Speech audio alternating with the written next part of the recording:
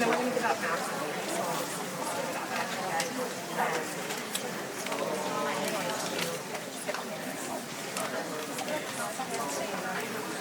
Okay, you good? Yeah. Do you need me for the camera or anything, or are you good? No. Okay, cool. All right, I'll just run it back. I'll like look at wait there. So you want me to stay there for now and we'll get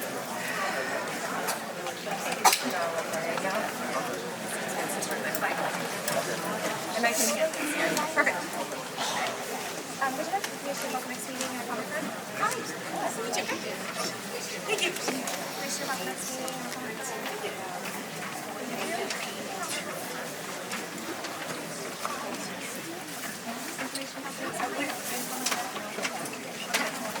Information about the next meeting in a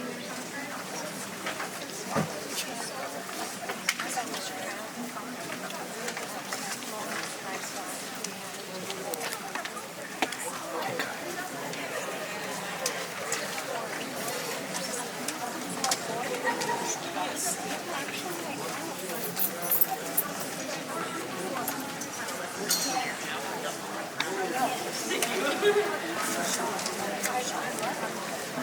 Good evening, everybody. We're going to get started. My name is Consuelo Hernandez. I'm the Director of the Office of Supportive Housing. Thank you for joining us here this evening for community meeting number 3. Next slide, please. A quick overview of the agenda. First of all, thank you for all of your emails, your feedback, and your input. We've designed tonight's meeting in response to your requests. We will be doing a very quick presentation, and then the balance of the time we will be doing a Q&A. We'll be answering questions live, and we'll be inviting a few other panelists to come up.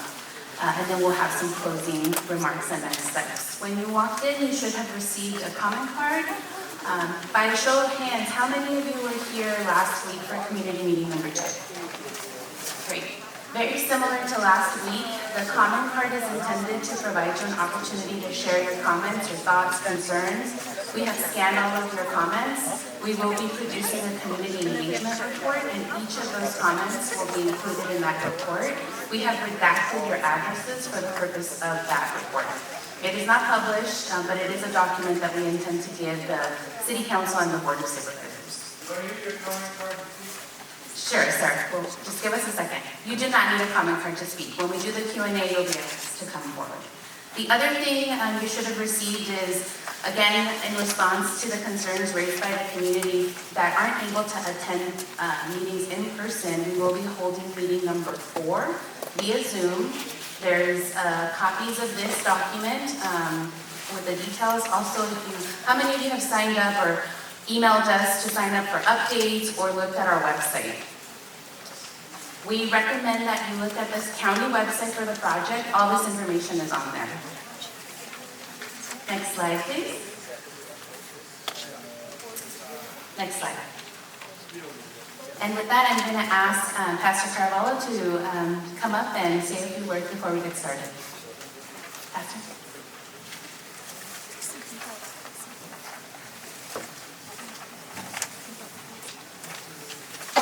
Thank you for coming.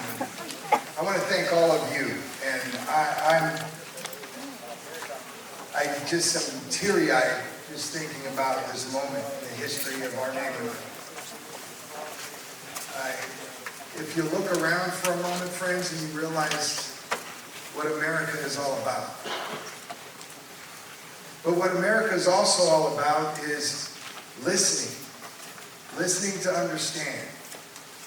And then asking and having dialogue and conversation back and forth. And trying to reach a place of resolution where we all can walk away and say, truly we've done work together. My prayer, I hope it's okay for me to say this. One night last week somebody said this isn't a church, and at the moment it wasn't.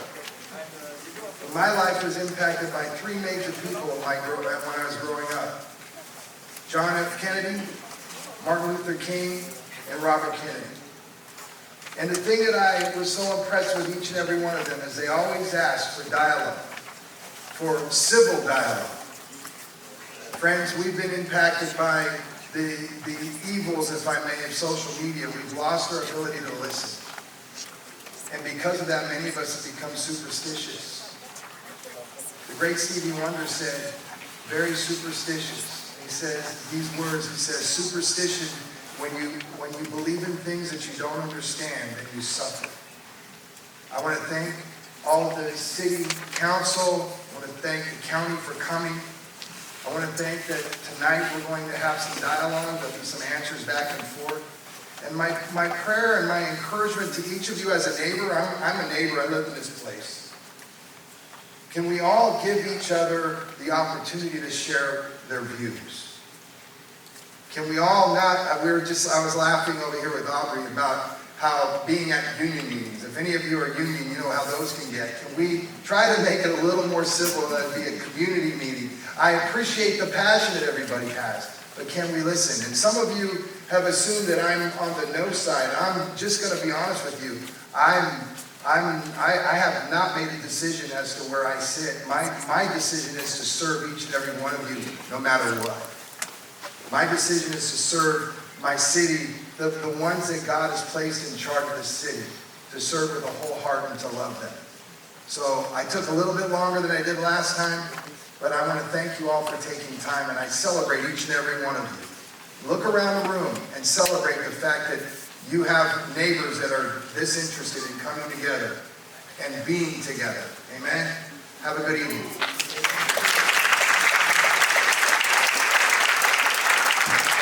Pastor. A few housekeeping for those of you that were not here last week.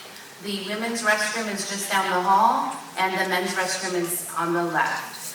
For those of you that are holding up signs, please be mindful that there are people behind you and you may be blocking their view, particularly when we're trying to provide a presentation and an update and make sure that everybody can see.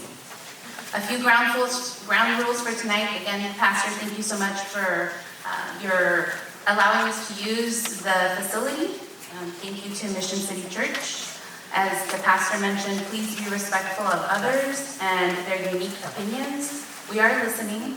This is part of the community engagement, is to hear your voices and document them so that we can share them with our elected officials. And be patient with the community engagement process. Next slide. This evening, your hosts are Life Moves, the Sobrado Philanthropies, representatives from the City of Santa Clara and the County of Santa Clara. We do have Chief Derek Rush in the audience, and we also have Councilmember Hardy and Councilmember Jane sitting up here, as well as staff from the Life Moves organization. Thank you, Heather. And sprinkled throughout the room are staff from the Office of Supportive Housing and staff from the city's Housing, Community and Development Department up front. Next slide. This evening, again, we are proposing to provide real-time answers to your questions based on the feedback you shared last week.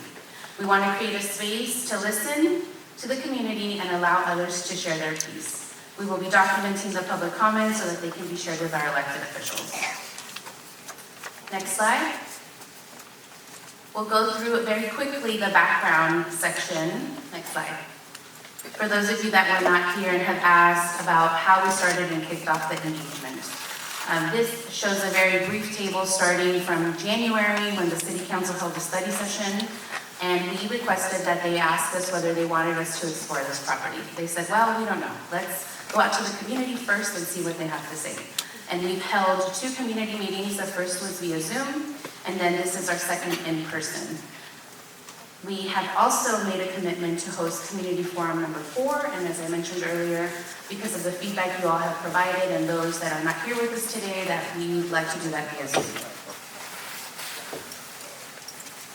Next slide. One more.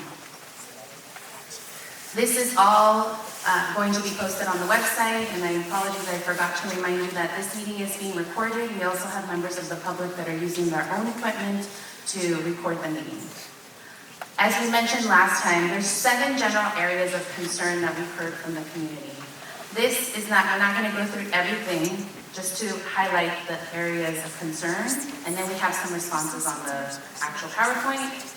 When I'm done, then you get to ask your questions, come up here, and others can answer besides myself. So the first area of concern is the approval process. Is this a done deal? Do we have a vote? Has a decision been made? How can I remain informed? How can I express my concerns? Area 2 is site selection. Why here? I want to help people, but this is not the appropriate site. Did you think about the children? Did you think about the proximity to schools? Area number 3, safety and security. How will safety be addressed within the site? How will you ensure safety of the neighborhood? This site is going to attract more homeless people to our neighborhood.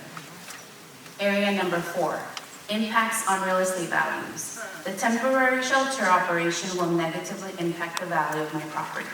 I have worked very hard to buy my property, and I fear that this project will lower that value. And these comments were taken from things that you all have emailed us or items that you added in the Q&A from the first meeting. They're not editorialized. Next slide, please. Area number 5 is information on similar sites. You asked us, show me another neighborhood where you have put this type of use next to residential uses, schools, and parks. You asked us to provide you for data that shows the impacts of these projects. I visited a site and it did not seem like it was being used. Area number 6, parking impacts. What measures will be taken to ensure there is sufficient parking on site? Currently, the church next door uses the county's property for overflow. What will they do now? Area number 7, site operation and monitoring. Low barrier entry will result in a high needs population. Who is responsible for paying for services? If the project is built and there is an issue, who would I call? Will you consider housing families and children at the property? What about seniors? This is everything we've heard from you at these meetings and via email. Next slide, please. Thank you. So you've asked, is this a done deal? What is the approval process? And you asked us last time to give you a bit more detail. So on April 25th, the Santa Clara City Council will host a public hearing. The following is a brief summary of the actions the City Council would consider. First is direction on what design and operational requirements, if any, should be incorporated into the project. Determine how much funding the city can provide to support the capital and operational needs of the proposed project. Vote whether or not the city will co-sponsor a home key application with Life Moves.